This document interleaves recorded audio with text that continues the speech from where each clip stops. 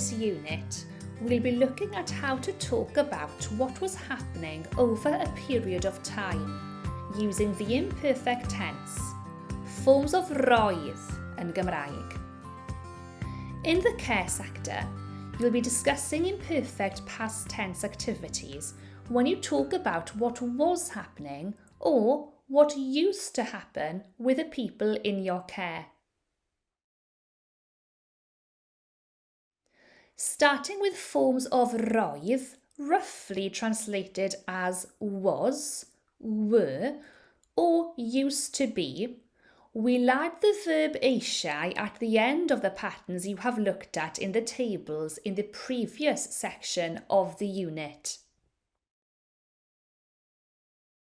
Remember that eisiau means to want.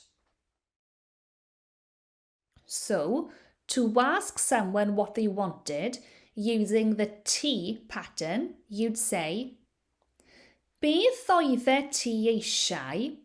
Meaning, what did you want? You try it. Beth oeddet ti eisiau? To ask someone what they wanted using the chi pattern, you'd say, beth oeddech chi eisiau? Meaning, what did you want? You try it.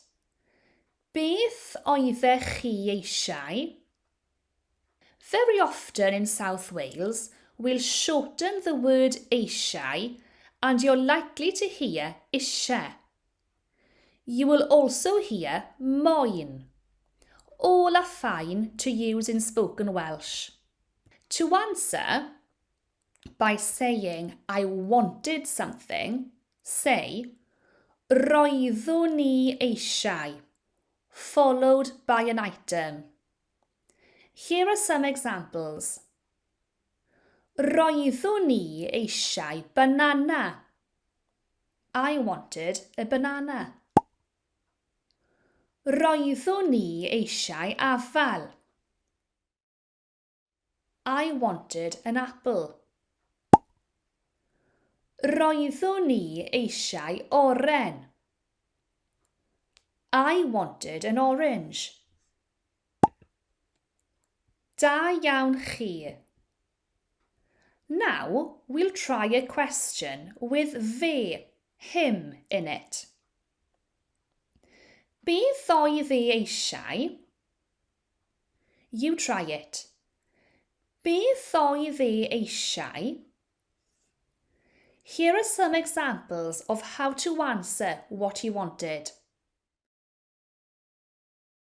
Roedd ei eisiau sydd oren. He wanted orange juice.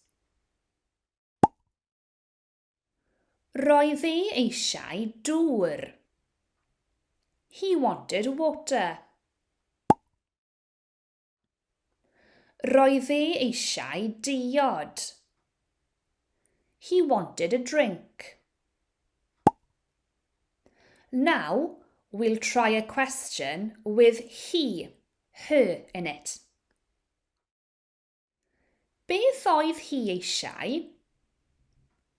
You try it. Beth oedd hi eisiau?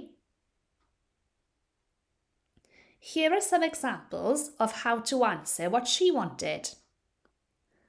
Roedd hi eisiau afal. She wanted an apple. Roedd hi eisiau coffi. She wanted coffee.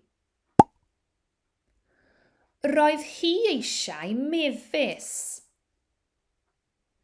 She wanted strawberries.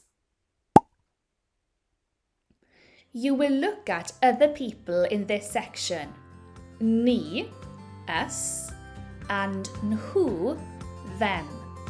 But this video will help you form the patterns by using beth in the question and eisiau as you ask and answer this question. Pob hwyl I chi.